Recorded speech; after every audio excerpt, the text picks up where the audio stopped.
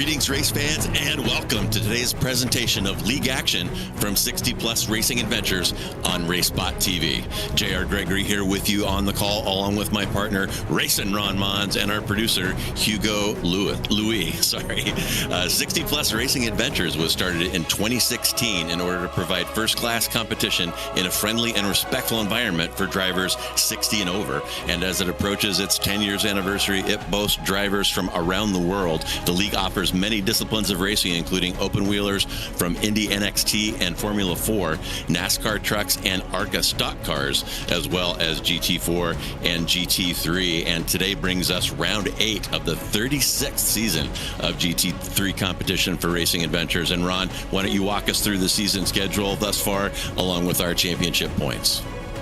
Yeah, and here's the schedule that we have here for season 36. You can see all the races that we have already had in the rearview mirror. Road America, Suzuka, Autodromo Hermanos Rodriguez, Daytona on the road circuit, Portimao, Circuit Gilles Villeneuve up there in Montreal, and Sebring last time out here at Monza for the 8th round. Then looking through the final 4 races of the season, Sonoma, Bathurst, Spa, and the Nordschleife to bring this 12-round season to a conclusion. Really just a who's who of absolutely amazing racetracks, Formula One tracks in there, some sports car classics thrown in the mix as well. And we've had a pretty good season up to this point. And speaking of, here are your championship point standings heading off into this 8th round of the season. Leif Hellberg is your championship points leader right now, 287 points his current tally. David Plowman slotted in second at 274, only 3 in front of Remigio De Pasqua. He's going to have to worry about trying to reel in that gap between now and the end of the season. Eugene Clark is slotted in 4th. Franco Scurry is in 5th. Ragnar Wisloff in P6. Todd Scholl in 7th. Richard Colomb in P number 8, with Roger Jansen and John Hay completing your top 10 in what is a very close field, with the top 10 in points only covered by about 79 points. It's been a fantastic season. JR, you get the opportunity to share the racetrack with some of these racers here in 60 Plus Racing Adventures. We have got a really stacked field of competitors in all of these series. Yeah, we very much do. And notable from that points list, Ron, is the absence here today of Leif. And I'm not sure what is up with him. There are 2 drops available, but maybe he just decided Monza was not his cup of tea. But it should be a pretty good race out here. Monza is located in northern Italy outside of Milan, built in 1922, has hosted over 100 years of racing, host of the Italian Grand Prix since 1949, also past host of the World Endurance Championship and Grand Prix motorcycles. Today's configuration, 3.6 miles, 5.8 clicks, 11 turns, and the lap record was broken this year by Lando Norris in a McLaren F1 car when he set a 120.910. And Ron, this classic track always provides a great racing, pretty well suited to these GT3s. So what are you expecting out of these cars and drivers today? Well, we're of course going to be expecting some good racing. As you just said, Monza produces some absolute bangers. Heavy braking zones around this racetrack, sharp turns, and small little margins for these competitors to try and work in the midst of can lead to some absolutely amazing racing action. See it in no matter what kind of discipline is racing here. It could be Radical SR10s, could be GT3s, could be any sort of car that you can find in the open wheel ladder. They always like to have some fun here at Monza. But I'm also expecting these racers to maybe have a bit more aggression as we get into the later parts of this season. These competitors probably having to worry about their championship aspirations in more ways than one. Some racers looking to try and bounce back and have a good run to bring this season to a close. They'll look to try and get a great result here today, so they may be a bit more on the aggressive end. Meanwhile, racers just looking to preserve their tally with the points, maybe a bit more cautious. So we'll have to see the sort of change in philosophy that goes on between all of the racers throughout this field.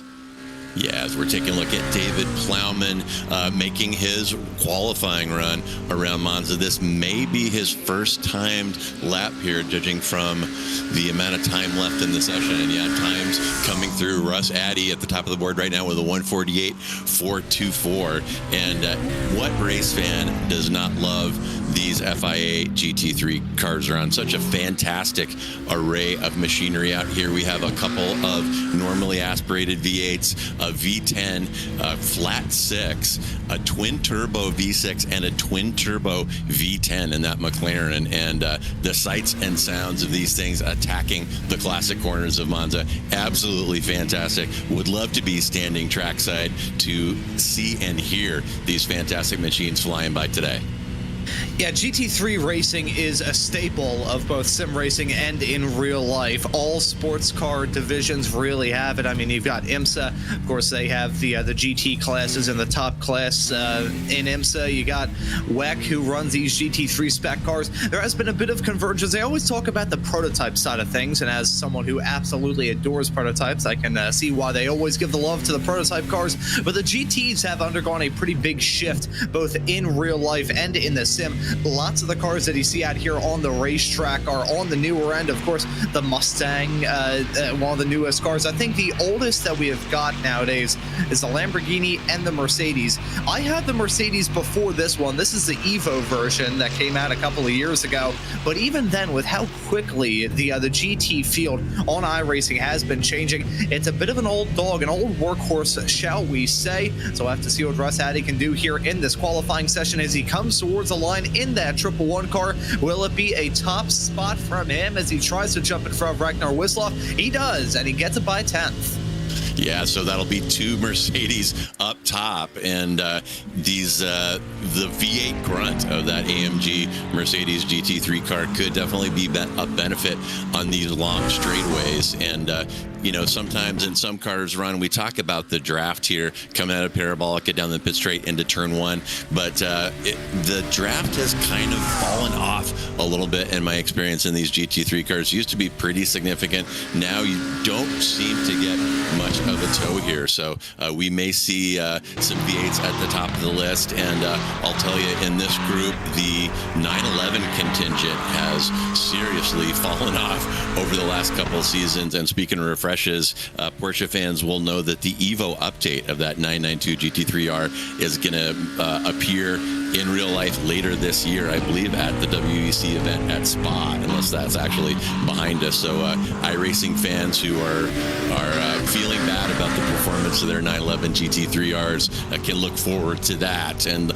look forward to iRacing holding their hand out for $15 for that one. But I will be at the front of that line. Take my money, because I love my Porsches. You know, what's funny is all of the GT cars, the GT3 cars at the very least that I've owned in my time on iRacing dating back to 2020, they've all gone out of date. I had the Mercedes, and then that got switched over to Legacy. I had the old Audi R8, and then that got pushed off into Legacy. And if that Porsche comes out in the not too far off future, I'm going to have to get myself a new GT car. I'll have to, I don't know, maybe I'll just get the brand new Porsche. That may be what I end up doing, just to make sure that I have at least one GT3 car in my iRacing stable. I mentioned this a few moments ago. I'm definitely more of a prototype driver myself in terms of driving talent, albeit in terms of sports cars to open wheel. I definitely prefer open wheel for my own karting background, but that's just me. These GT3 cars, though, you can really not find anything else like GT3 racing, both in iRacing and in real life. A vast, wide waft of many different race cars. You got those low and sleek McLarens and Ferraris. You got the big and growling Porsches and Mustangs. You've got so many different cars in the field and so many different characteristics that they have that it just puts on a unique form of racing that you can't really find anywhere else. GT4 racing does get a little bit close, and JR, I know that you're a racer in the GT4 60 Plus Racing Adventure series that we covered last week here on RaceSpotTV, but the GT3s have a bit more representation at the moment in the sim, and plus they are just super cool looking race cars. Yeah, they absolutely are, and the GT3 spec requires a factory tub. So these cars that you're seeing out there, while heavily modified, are the same chassis that come from the factory producing the street cars that you can walk in and buy, and I think that is a big draw for these cars as well. So as qualifying winding down here, I think positions more or less solidified. There's a couple of cars remaining on track, and there is Leif Hellberg. And did he get here in time time to put a time down. Yeah, looks like he got one lap in, good for a 1:49.5. But up front, it is Wisloff from Addy from Plowman. And you mentioned Plowman, I believe, P2 overall in the championship points standing so far after 7 weeks. So Plowman got to be happy with that. And then it's going to be Scurry and Grandy rounding out the top 5. So qualifying about done here. We'll have that starting grid for you and get underway for a 40-minute sprint here at Monza. And one additional detail about the sprint, they're starting on 50 liters of fuel. About 80 are going to be required. So this is a mandatory pit stop race, and pit strategy, Ron, could come into this one by my fuel calculations almost 15 laps on one tank, so probably 14 for most at full burn. But for fuel savers, 15 laps a possibility, and saving fuel and saving time in the pits could have an impact on the results when by the time this one's wrapped up. And there is your starting grid. It is Wisloff will line up in row 1 next to Russ Addy, then David Plowman next to Franco Scurry. Mike Grandy will line up next to Todd Scholl in 5 and 6. And 7 and 8, it is Remigio De Pasqua next to Kevin Bergquist. David Riley next to Franz Josef Sturm in 9 and 10. And Franz won the GT4 race yesterday at the Red Bull Ring. Eugene Clark will line up next to Roger Jansen in 11 and 12. In 13 and 14, it's JC Hay and Peter Hallstrom. Then Leif Hellberg, your season leader, with some work to do, starting in P15 next to Steve O'Malley. In 16, then it's Gianni Rispaldo next to Pierre Binet in 17 and 18. And one more scroll, we'll see Butler and Gilman line up in row 10, and Jerry Kerr in P21 will take that row by himself and bring up the rear. And we will get a short pace lap right here. And Ron, as is always the case, lap 1, turn 1 is an opportunity to for mayhem. And as they say, it's easy to lose. You can't win in the first corner. It's easy to lose a race in the first corner. And on no track is that more true than Monza. Yeah, I talked about the heavy braking zones of the long straightaways that are a marquee of Monza, but in the same way that produces absolutely stunning racing, it also makes this track a bit of a hotbed for some incidents to break out. If you're a truck driver in the area around Monza and you get commissioned to work here during a race weekend, you're going to be making bank. This track does lend itself to lots of trouble heading down into that first chicane. Ever since they introduced it many moons ago, it is lends itself to some pretty hard bits of drama, many times in Formula One, many times in GT racing. Fisticuffs have broken out with cars heading down into that part of the racetrack. The turn 1 chicane at Monza is always odd. I'm not sure if anybody's ever seen the chicane that they had before this one. That was even more bizarre. It was basically like some of the quick flick chicanes that they have at Surfers Paradise, but put onto Monza. It was a wild bit of a racetrack. But no, turn 1 going to be tricky. I would keep an eye on that second chicane, though. As much as turn 1 always gets the love, the second chicane is usually where some drama breaks out as well. So keep an eye on both of them as we get this race up and rolling.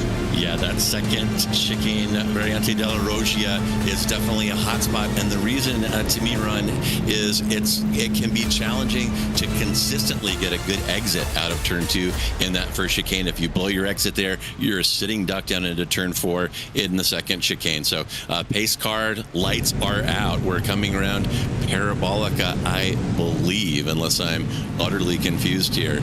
But lights are out. We're going to start here in a moment. That is Ragnar Wisloff, your pole sitter in the blue AMG Mercedes, and he will have the inside line into turn 1. That's Addy next to him in the other Benz in an all Mercedes front row, and the pole sitter controls the start.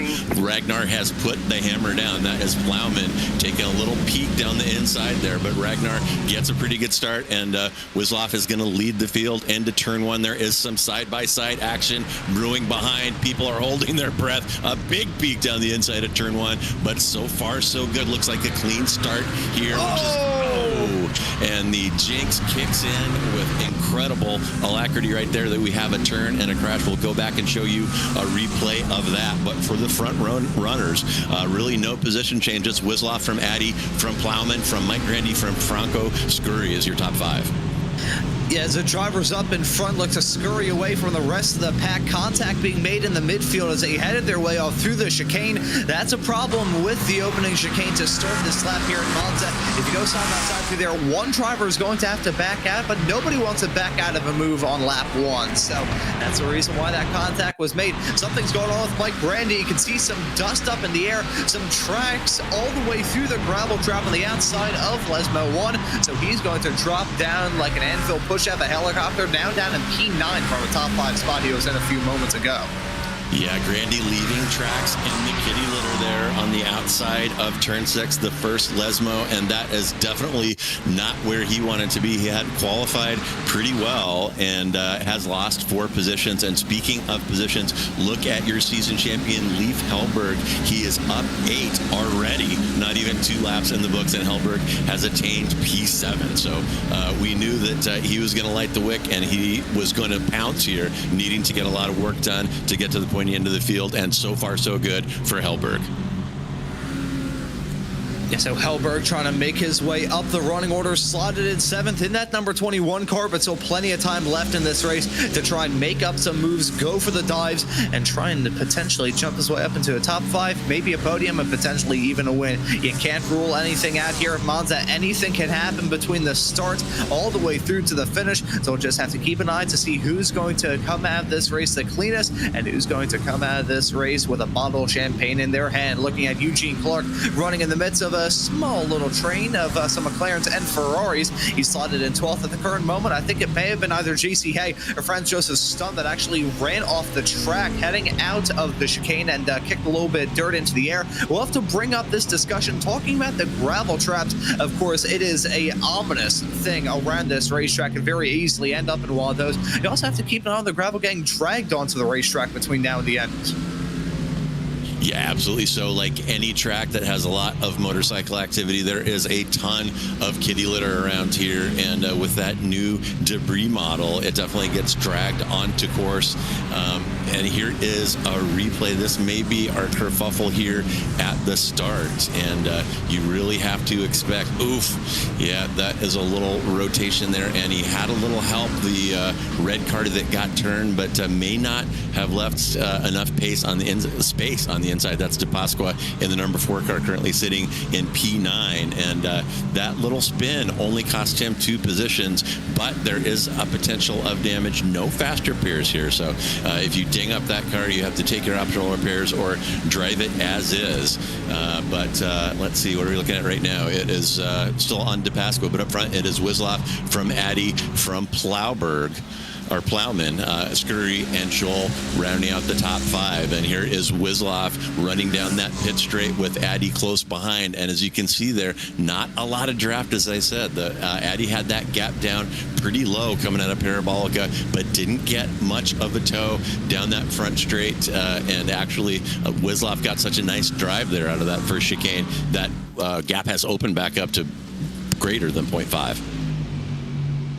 Yeah, so the gaps throughout this field are starting to grow as these racers settle into their zones, settle into a groove. Now past the first 4 minutes of this race, already in the rearview mirror of these racers, looking to just try and bring it home. As much as we've talked about Monza being a spot to really get some moves done, some racers may just decide to try and take it easy throughout this race. As much as it's easy to make contact, it's also very easy just to drive yourself off the circuit. You got those big anti-cut curbs around this track that can vault you into the air. My mind flashes back to, I believe it was an Aston Martin in a WEC race here a couple of years ago that just took off as a result of losing the brakes, heading down to the second chicane, hit one of the sausage curbs here, and had a pretty wild ride up into the air. Perfect time to jump to that, and perfect time to see David Plowman hit the curb heading into the Ascari chicane, pops that McLaren up into the air, a move that Tony Hawk would be proud of there, the pop up into the air, but that's not going to help out his spot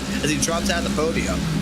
Yeah, Scurry that one fell right into his lap, and that is one of the attributes that I think of when I think of Monza is precision, particularly in that Ascari chicane. You are absolutely threading the needle while sliding the GT3 car through there. You've got to hit it just perfectly, and those anti-cut curbs are there to discourage taking too big of a bite, and Scholl taking too big of a, or Plowman there taking too big of a bite. You saw the result, the low Earth orbit that Ron was referring to, and gives up that position to Scurry. So now it's Wisloff from Addy from Scurry on the podium, and Wisloff and Addy driving off here, having dropped Scurry to the tune of about 4 seconds. So a two-man race so far to the front. And I should mention, Ron, a pretty wide open pit window due to the opening fuel load, and only need about 30 liters to get to the finish. So, you know, if you're somebody like, we're looking at Grandy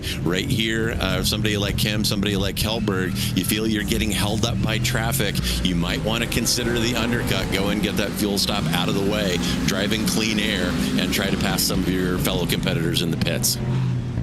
Yeah, that's a fantastic point that you bring up there, JR. It's easy to get some moves done, but it's so easy to try and go for a move and have it end in tears heading into one of the chicanes around this circuit. So these competitors, the ones that are probably saying, you know what, I just want to make it to the very end to finish first you have to finish. I have read that in a fortune cookie before, and these racers may have that saying just stapled onto their steering wheel, thinking, you know what, I'm not going to risk it. I'm not going to go for these outrageous moves. I'm just going to try and go about this race as methodically as I possibly can. Like Randy, meanwhile, not having a methodical moment through the chicane as he clipped the curb at the start of Ascari and ran wide into the gravel trap coming out of it. I think methodical may be the word of the day for some. Yeah, absolutely. And you see Grandy there has got a little train form behind him for P7, and that's Grandy from your season leader, Hellberg from De Pasqua, from Franz Josef Stum, and all those cars covered by about 1.5 seconds. So a little bit of training forming up right here. Hellberg wanting to make his way to the front will move over. Grandy is going to squeeze him, make him take a shallow entry here into the first chicane, and will he beat him to the second apex? No. Grandy taking a big cut there, and that's going to be a slowdown. We'll see when he elects to burn that. He's burning it now, and Hellberg through to P8, I believe. Isn't that Hellberg in the Mercedes? I may be looking at the right car. Maybe that's Grandy that got through right there. Yeah, so Grandy getting a move done, leave Hellberg a little bit farther behind in that number 21 machine. He's now going to try and apply some pressure to the back of the number 15. That's David Riley running in the Acura right in front. That Acura, one of the newer GT3 cars here on the iRacing platform, is starting to struggle a little bit, though, as he has a bit of wiggle heading off through the first Lesmo into Lesmo 2. He's going to go and leave Hellberg. Going to try and find any way in the book to get past before Remigio De Pasqua right behind will try and get a move done on him. Have a convergence of many different race cars in this battle. An Acura in front of a McLaren, in front of an Aston Martin, in front of another McLaren. Lots of different race cars in this battle, but they're all duking now for the same spot. Is oh so close between De Pasqua and Hellberg. Yeah, De Pasqua showing his nose right there on the entry to Ascara. Is possible to get a move done right there. And you know that Hellberg in front of him had his attention as he saw De Pasqua showing his nose in the rearview mirror. But quite a train forming right there. And this is really great racing right here. About 10 minutes in only with 30 remaining. And you see the fight that these drivers are willing to put up to move up at Monza. Hellberg already up 7, and I know that he's not going to be satisfied till he gets up to the podium, and at the pace he's going now, I like his chances, Ron. You know, even though we are 10 minutes into this race, as these drivers try and give me a panic attack here in the broadcast booth, even though we're about 10 minutes into this race, you can't count anybody out. So we'll have to see whether or not the call from the likes of Franz Josef Stump to come down pit lane or some others maybe going a bit more off kilter when it comes to the strategy could work. We talked about it a few moments ago, and we'll bring it up all throughout the show. This racetrack is conducive to getting moves done, not through just throwing haymakers at your competitor out there on the racetrack, but ducking out of a battle, pulling yourself out of a hornet's nest and saying, you know what, instead of trying to fight with a giant nest of bees, I'm going to just sit quietly in the backyard and drink a nice cup of iced tea. Yeah, absolutely. And, tire wear is a thing in 40 minutes on one of these GT3s, and that's something else that you can avoid by getting out of a fight, trying for an undercut, getting out of traffic, is to avoid fighting and take it easy on those tires so that they'll be there for you at the end when you need them. And we have 4 people that have come through the pits already. Sturm has pitted, Hallstrom, Jerry Kurt, and Frank Butler all show a 1. Roger Jansen in as well. So some of these drivers taking advantage of the large pit window. And up front still is Wisloff from Addy from Scurry as we take a look at Hellberg, and he's kind of been stuck here behind David Riley, but not for long. Just as I say that, he's going to stick it down the inside of Parabolica there, and it looks like Bergquist wants to follow him through. I thought they were going to go 3 wide as they headed their way across the line to begin another lap, but still a 2x2 pack of GT3s as we head our way downtown into the first chicane. DePasqua trying to get the move done around the outside of Hellberg. Contact being made as Riley gets into the back of him, side-by-side racing still. DePasqua going to get that move done. Hellberg gets shown the door. That door got slammed right in his face. He goes off the track into the gravel trap, still holds on to that P8 spot for now as David Riley and Kevin Bergquist going to duke it out for the final 2 spots inside the top 10. Yeah, and an aggressive but clean move there by DePasqua. And I can tell you, Remigio is not shy at all. If he sees a sliver of daylight, he's going to stuff that car there. And there is a spinner. That is Riley. Riley was the cork in the bottle of that long train. You saw him with a couple wiggles. You saw him struggling with grip as he was trying to play defense for the last several laps. And there is the result. He has turned that car, and that is going to drop Riley down into P16. A loss of 7 from his qualifying position. So things going sideways in a hurry for David Riley. Yeah, Riley just found himself in the midst of so much stuff. He was in the middle of a hurricane, frankly, and it was only a matter of time before that rain was going to dissolve his popcorn, and that's exactly what happened. Hitting the curb, heading through the chicane, really I wouldn't necessarily say a clumsy ride because it wasn't too much that he could do as he had a car around him. I think clunky would probably be the best way to describe it. This track is so rhythm-based, especially heading all through the chicanes. If your entrance into the first part is messed up, the entire area of the racetrack that you find yourself in is going to be compromised as a result. You think about that first chicane. If you run wide the first part, you're pretty much just going to have to cut through the middle and cut your losses. Second chicane, if you take a narrow approach, a shallow approach into the turn, you're going to be set up really poorly for the second half. So unfortunately for him, that's just about what happened. Contact made with the curb, and around he's going to go. He's still in the race, currently running in P15 as he just got moved on Steve O'Malley, who has come down pit lane, the 50 car. Yeah, then that is a little painful for Riley. He had pulled off a beautiful move, got the pass done into the first part of the chicane, turn 4, and as he tried to get out of there in turn 5, those tires said, yeah, you used me up for that pass, and I got nothing left for you, and spins it under power right here where you see Hellberg. And again, a little curious that Hellberg is electing to stay out right here. He really, if he has the pace, might benefit from an undercut here, and the pit stoppers are definitely piling up, and Sturm has been in. O'Malley now has added his name to the list, so a number of drivers going for the undercut here. I think the fuel window will end. Let me check my notes. As I said, lap 14 or maybe 15 for people who are saving tires about 25 minutes in. So about 10 minutes left for those who are running their tanks bone dry. And then the strategy of those who have pitted already in an attempt to undercut is going to be revealed when those cars exit pit lane.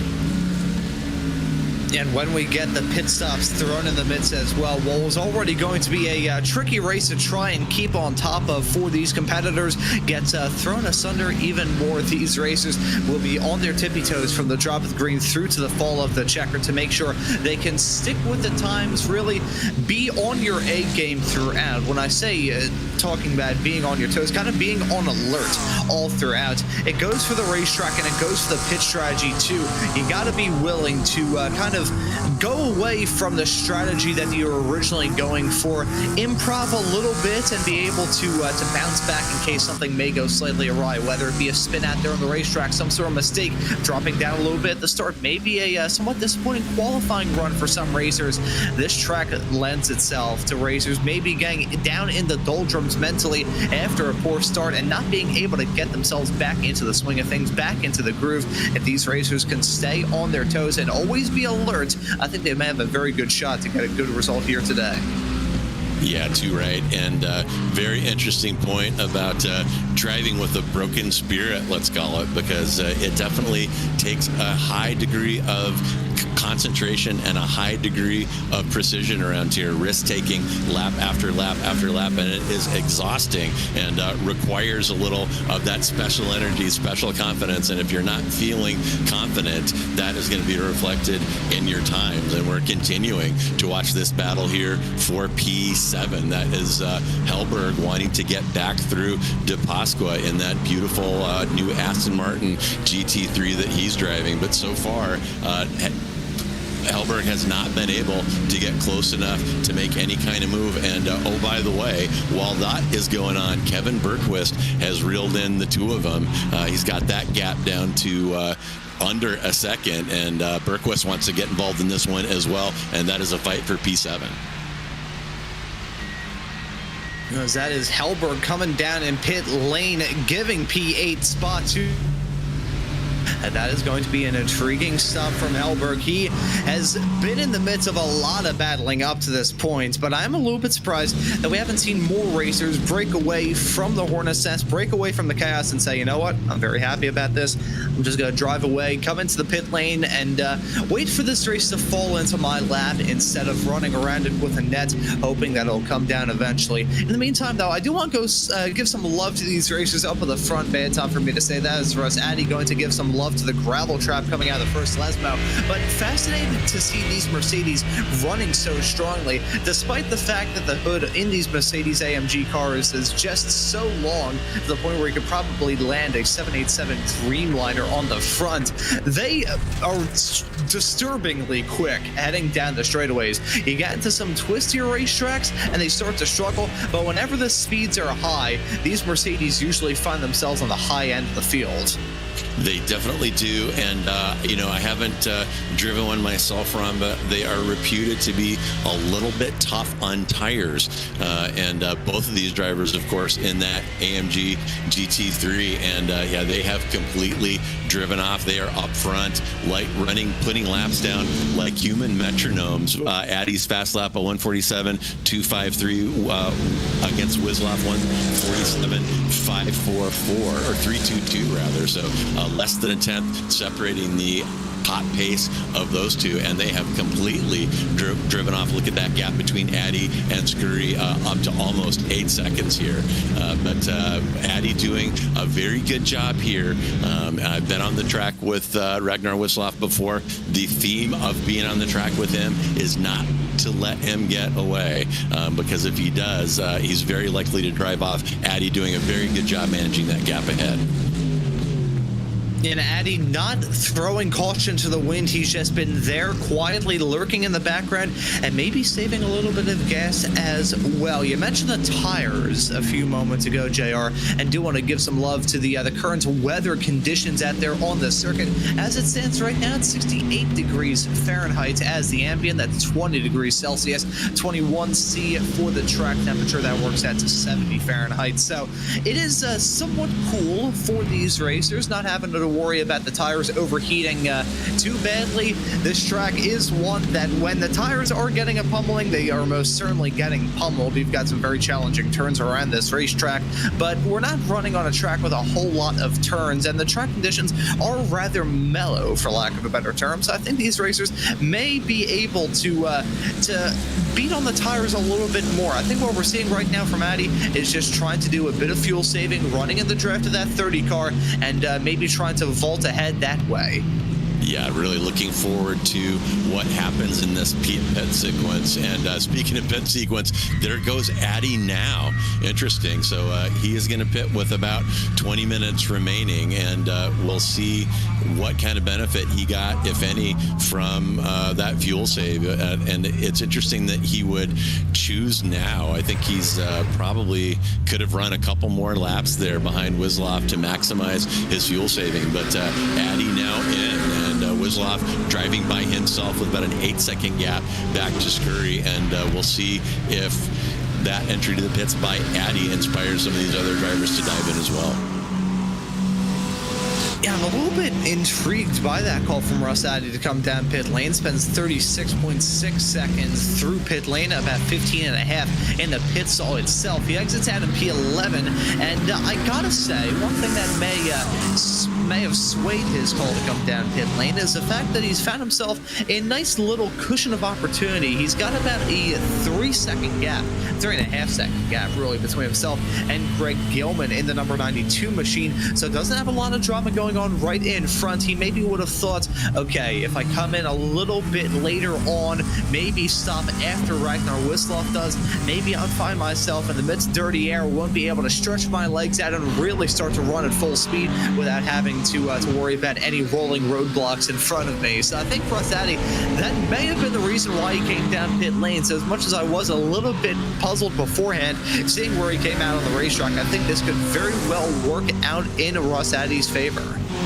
Yeah, he does have a very nice gap ahead of him, and that was one thing I was concerned about for Addy going in a little bit early. I really thought he was going to run it bone dry and follow Wisloff into the pits, but he did, whether it was by luck or by design, end up with a pretty nice gap ahead. He's got about a 3-second gap, and by the time he closes that down, there's a good chance that the car he's closing on, Gilman, is going to pit and get out of his way. So it'll be fascinating to see how all of that unfolds. And here we got Eugene Clark here all over JC Hay. It's one of the tightest intervals here on the track, and that is less than 2/10 here. And whoop, just as I comment on it, that little scrap is going to break up as we have a couple more cars headed down pit lane. So that's, gosh, about half the field, almost half the field right now has elected to take those pit stops. And as I said, I figured that bone dry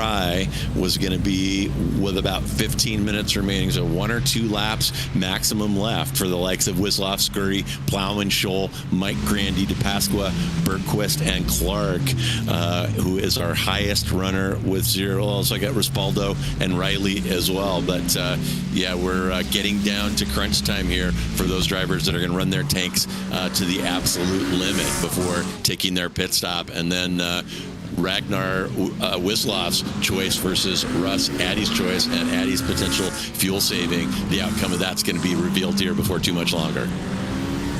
Yeah, I'm sure Addy was able to get a nice run through in the pit lane and is setting some pretty good lap times at the moment as well. So I think if Addy can play his cards right, he may very well come out of this battle smelling like a bed of roses. Looking at the time that he spent down in pit lane, 36.6 seconds, as I said at the time, and 15.6 seconds down in the pit stall, as Ragnar Wisloff has now made that call to come down pit lane. We'll keep an eye on the gaps, we'll keep an eye on the times, and see whether or not Russ Addy has played this to perfection.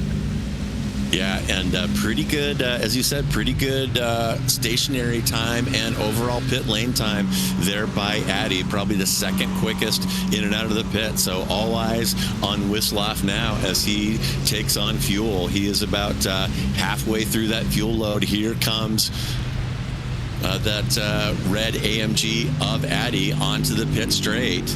And Wisloff is underway now. He got out quicker.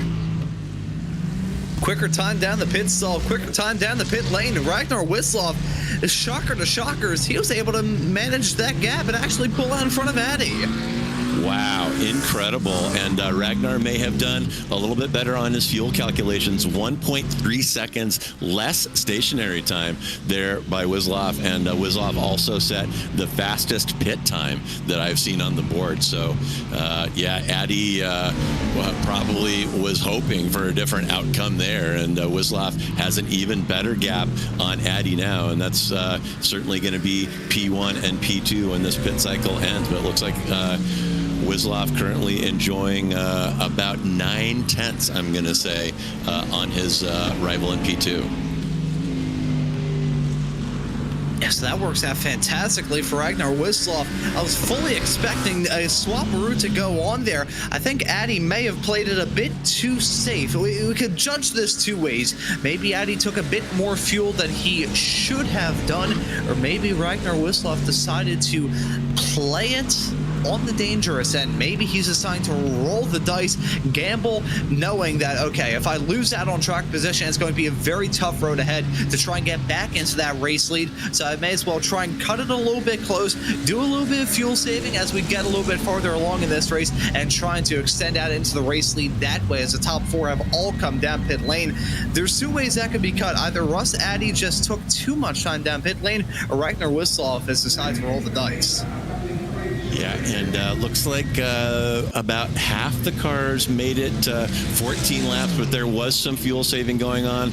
Some of the cars that are coming in now, Plowman, Scurry, Grandy, Scholl, made it 15 laps. It'll be interesting to see what kind of advantage that gives them in terms of fueling time. So we did have some drivers that were able to save fuel. I told you it was close to 15 laps and probably 14 and change at a full burn. So we have seen some fuel saving going on, and we'll see if that shakes up the order up front. But you know that Ragnar has got to be loving his relative right now. He's got 3 seconds back to Addy, when prior to that pit sequence, Addy had been all over him, half-second gap continuously for the first stint of this race.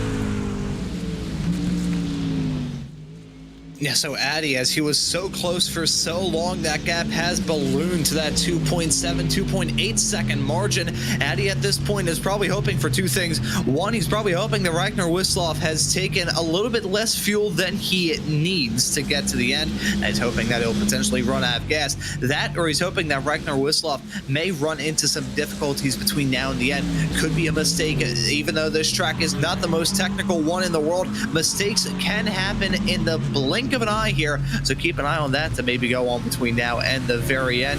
Got to keep our eyes on many different things as we get farther along in this race. I think Wislov, if he can play his cards right, will be in the clear, and with about 13 minutes left on the clock, I will say the next car farther up the road is Roger Janssen, who's heading down into the first chicane right now, so he won't have to worry about lap traffic for a while. If Ragnar Wislov can just keep it on the road and has enough gas to make it to the end, I think he's on track for a victory.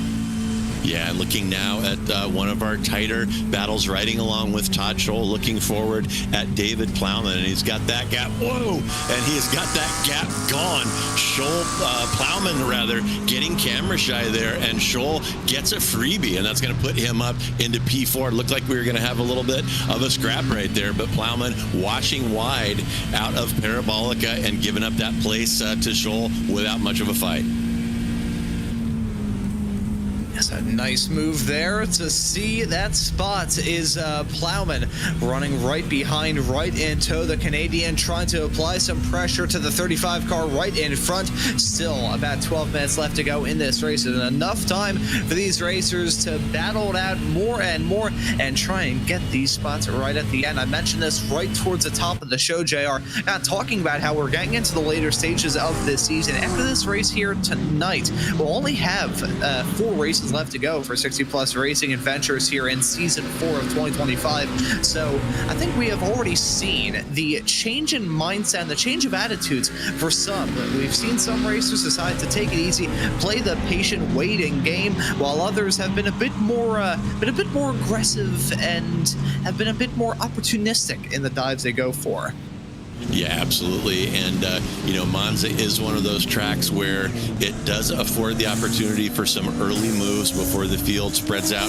Definitely, as you said, Ron, saw a couple drivers making aggressive moves early when they had the opportunity. And that's kind of the what you're weighing when you're deciding whether to be aggressive or conservative early.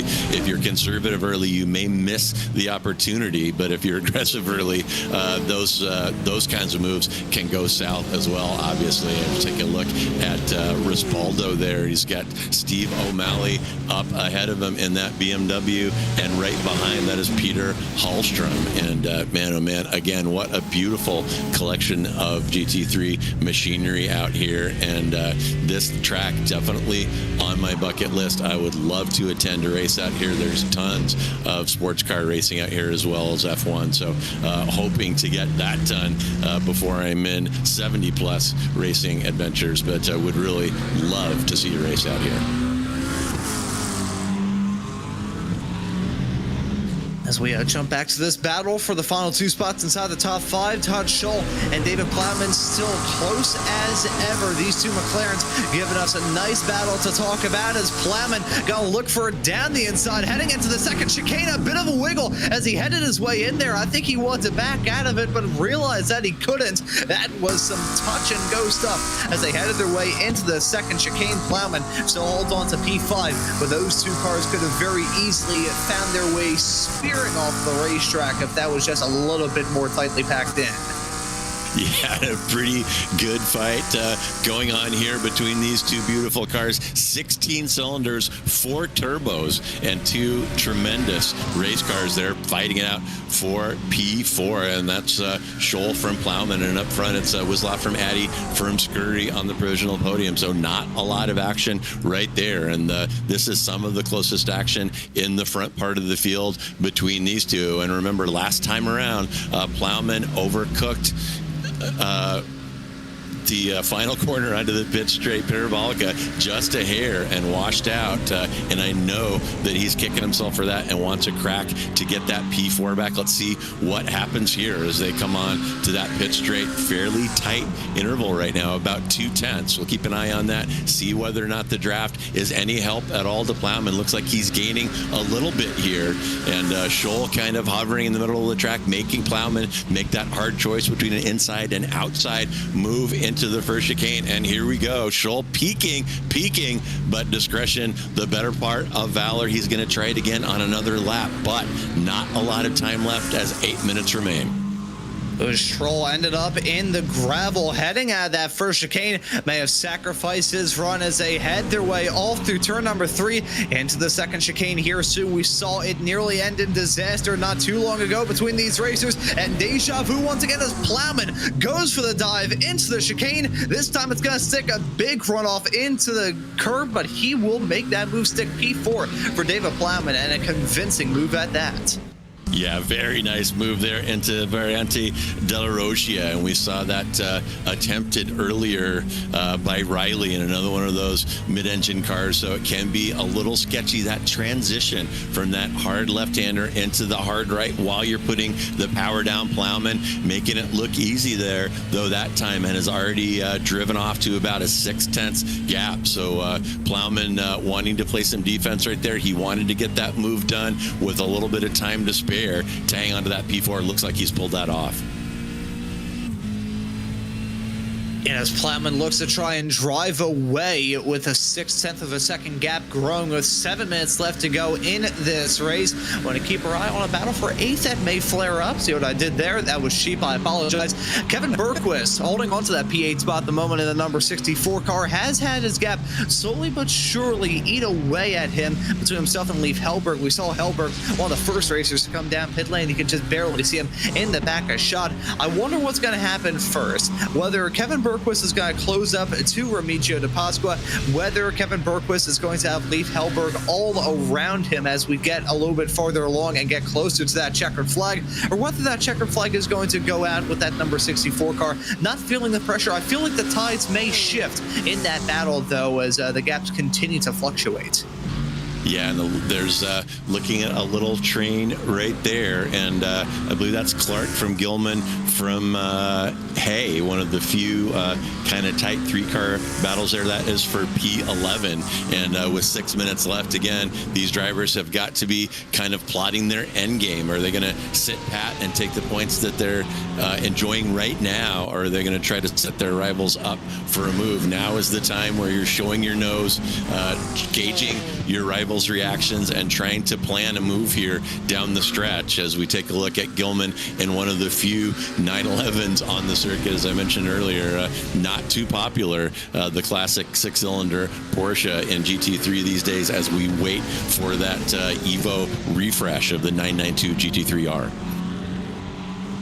Yeah, when that comes out, my bank account's not going to be very happy with me. I got complete the group though, because I've also got the Porsche not the 978, the 718, the GT4 Porsche. I've also got the 963 and GTP. So I need to keep with it. I've got the Porsche right now. That is the other GT3 car that I own. But I've always found myself with a liking towards Porsche. I remember many moons ago. This was actually during qualifying for the 2020 Rolex 24.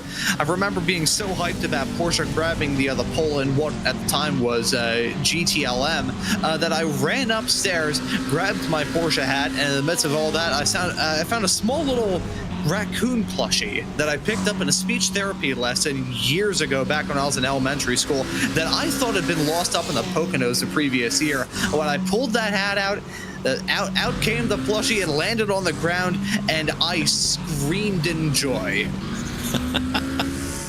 Oh, the small pleasures in life, Ron, and tales from the Mons, but still looking at Eugene Clark leading Gilman and Hay here, and time definitely ticking down, about 4 minutes remaining. Not completely sure where Wislov is on the track currently, but probably 2 or 3 laps remaining in this one. So as I said, we are at decision time. Stand pat or try to go, and Gilman looking a little bit racy right here, and see what he decides to do down the stretch. Yeah, now with not a lot of time left to go here, I'm sure the pressure is building between these competitors. They see the opportunities slowly but surely fading away, and Bergquist thought about going for it on De Pasqua, who moved a little bit. Contact being made as they head their way out of the Ascari chicane, and that is going to be Bergquist moving his way up at 7th. De Pasqua now slotted in 8th. Things got physical very fast, and I wonder what caused that second bit of contact. First bit, they headed their way into the chicane. That could have ended in tears. The second part, though, is baffling me. Yeah, wild sequence there between Bergquist and De Pasqua. Bergquist looked to me like he was off pace and covering the inside into Ascari. He may have picked up a slowdown in Lesmo and wanted to kill that slowdown, and then it sure appeared to me like he moved over in the braking zone at the last minute on the entry to Ascari as Bergquist was looking around the outside. But it looks like when this one's not over, as De Pasqua stuffs it down the inside of turn 1. I told you, Remigio, not shy at all, and Bergquist left the door wide open there, no defense, and De Pasqua back through, and it looked like Bergquist was going to come home with that P7. De Pasqua says, not so fast. Yes, so the battling is still going to be intense between these two racers between now and the very end. I talked about the other driver involved in this, and we may very well have to bring them into this fight. It's Leif Hellberg in that number 21 car. You can see him with a bit of a wiggle there, so that was nearly an immediate commentator to Shinx gang thrown his way as he is dropping back. I think that was an immediate commentator to Shinx, but there's still an opportunity to maybe catch up and maybe even get a move done. Bergquist with a little bit of damage on the front end of that Ferrari. He may be dealing with that quite severely. These GT3 cars, aero sensitive, so if you have a little bit of a tweak to the front splitter, to the front bumper, to any body panel on these race cars, it can affect you through the corners. It can really affect you heading down the straightaways. And if there's one track in the world that you don't want that sort of damage to be at, it is Monza. Because if you're getting slowed down the straightaways, as if you're dragging an anchor through asphalt, you're going to be in for a world of hurt. So as much as Bergquist still is close to De Pasqua, he's got to keep his eyes on that rear view mirror to find Leif Hellberg slowly but surely reeling him in from afar. Yeah, absolutely. Monza, a terrible place to have any kind of aero damage. The only place really worse I can think of would be Circuit de la Sarthe, Le Mans. But yeah, little dings to the nose, messing up that front splitter, and it will really slow you down coming down that straightaway. And that is Scholl and Plowman. Those two still scrapping it up. And by the way, here comes Mike Grandy. All that fighting between those two McLarens has brought Grandy up into the business here. And I don't see the white flag out, although I'd be very surprised if the white flag was not in the air right now. We may be on the last lap right here with 45 seconds remaining, but obviously not over the racing between Plowman and Scholl may have one more chance here, possible to stick it down the inside of Parabolica if you get a very good run here. And we'll keep an eye on this battle, one of the few tight ones remaining in the top 10 as we take this short run here down out of Lesmos on the entry to Ascari. We've seen a couple bold moves into Ascari, and is Scholl going to try one? Yeah, will we see a move heading down into one of the final heavy braking zones of this race? Scholl's close. I don't think he is close enough, though. Doesn't go for the move just yet. Yeah, and a good exit right here, so critical. And there we go. Just as I said that, Scholl looks like he got a better drive out of Ascari, and Plowman just gives it up. Plowman getting a bad exit out of that back straight Ascari chicane, and that will be it for that battle between P4 and P5. And meanwhile, up front, and just as I say that, Scholl gets the inside going on Parabolica. Going to have almost a photo finish here, but not quite. Looks like Scholl is going to hang on, but Scholl and Plowman put on quite a show out here, and good, close, respectful driving by the two of them. And we'll take a look at Wisloff here now. It's zeros across the board, and Hugo, maybe you can confirm for me that the checker is out. I believe it is. So here is Wisloff on his cool down lap, and absolutely dominant. Russ Addy was game, stuck with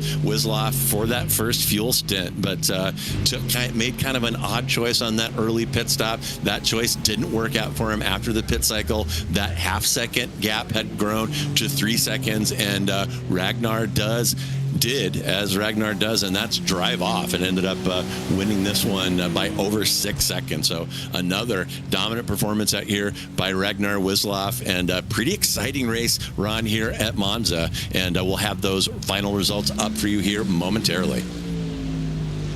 Yeah, so as Ragnar Wisloff just drove off into the sunset, everybody else gave us a rather compelling race here at Monza. That gap, though, at the end, 6.333 seconds between Wisloff and Russ Addy. That is a comfortable gap at the end. Addy did everything right. I think he maybe just took a bit too much fuel during that stop and caused him to drop down, but either way, pretty compelling race at Monza.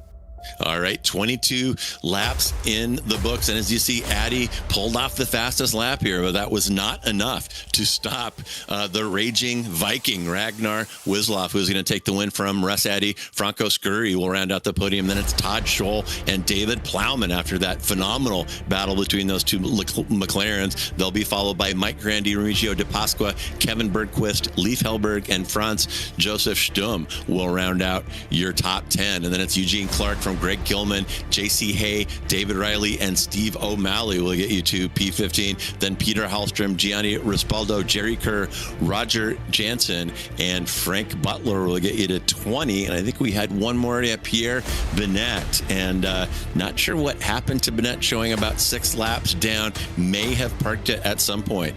But 21 cars, there are your results. Very fun and very clean race here at Monza. Some great, close, respectful driving by these competitors, and really a fantastic show. So let's take a peek outside into the green room and see if we have anybody that has stopped by to chat with us. And it looks like, we do. Sorry, you got drug in, Russ, behind my back. And let's go ahead and bring in to have a word with Russ Addy, who finished P2. Russ, you had some heaters going in that AMG Mercedes GT3. you managed the fastest lap of the race and managed to not let Wisloff drive away during the first stint, stayed within half a second of him. But then after that pit cycle, the wheels kind of fell off. So what happened? What was your decision going in to take fuel when you did, and how did it turn out? Well, I knew I wasn't going to beat Ragnar. He's too good to pass, and thought the only option I had was to go in early and hope for the best, and didn't work out. I took too much fuel, and then I had a couple slides, and that just put me off. So I was happy for second.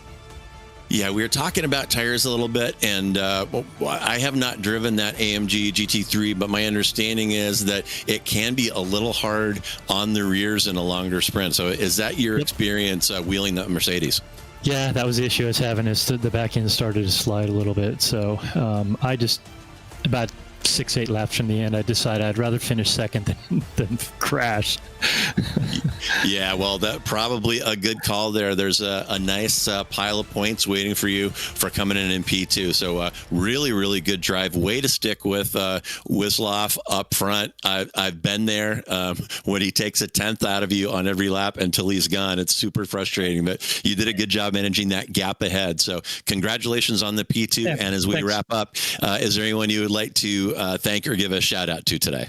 Well, thanks for Ragnar. He and I have done a bunch of endurance race, so I know how quality of driver he is, and so to hang with him, it just is pretty satisfying. Yeah, absolutely. All right, Russ. Well, thank you so much for stopping by to chat with us, and we'll see you next time out. You gotcha. See you later. All right. Cheers.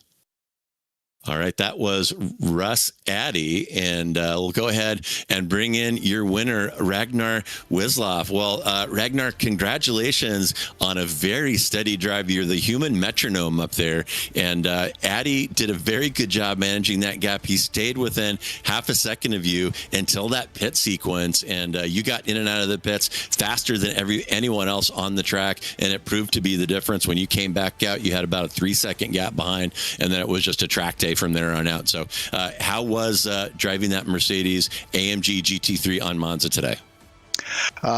It's a very driver-friendly car. It's so predictable, so easy to control here that it's been a joy to drive. And as you could see, it was a Merc day with both P1 and P2. But you said, well, the pit stop was short, but even so, the race lasted 1 lap shorter than anticipated. I think it was about 2 seconds left, and then I had the white flag. I was expecting another one, so I took way too much fuel.